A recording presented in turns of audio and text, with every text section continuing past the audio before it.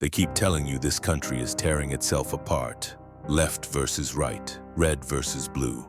Good people versus monsters, that's the story. But here's the truth nobody in power wants you to say out loud. This isn't a war between enemies, it's an argument between two wings of the same bird. And no matter which wing you cheer for, the bird still flies in the same direction. They keep repeating the phrase like it explains everything. White people are being treated very badly. So let's slow that down and compare it to reality. White Americans dominate wealth. They dominate business ownership. They dominate corporate leadership. They dominate Congress, courts, capital, and media. That's not opinion, that's math. So if this is what being treated very badly looks like, then words have lost all meaning. What's actually being described isn't oppression, it's discomfort. The discomfort of being criticized, the discomfort of history being mentioned, the discomfort of sharing symbolic space.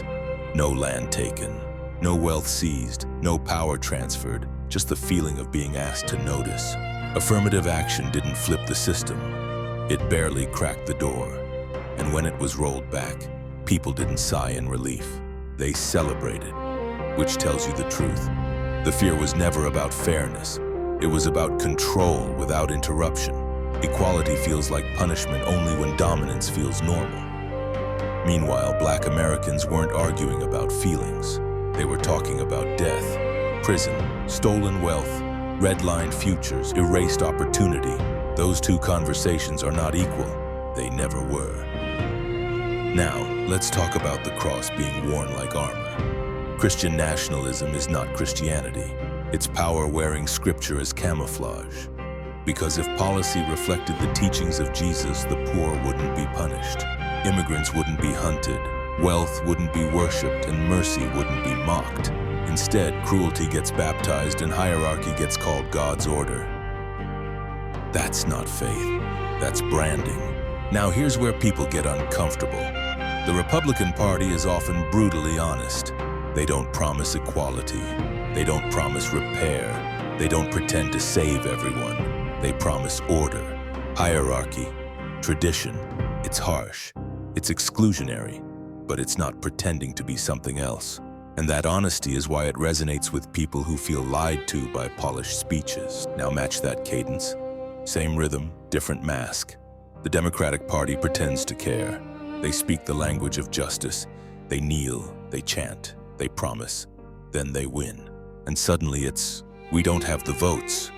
The left is too radical. We're being shut down. Now's not the right time. Under Biden, Democrats had the presidency, the House, and the Senate. And still, nothing fundamental changed.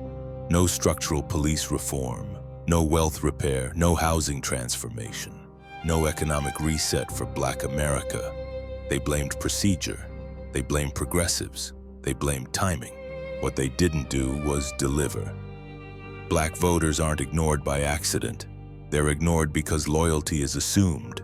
That's not representation, that's extraction. Now step back. The right wing says, we don't owe you anything. The left wing says, we care, but our hands are tied. Different tone, same outcome. Minorities still struggle.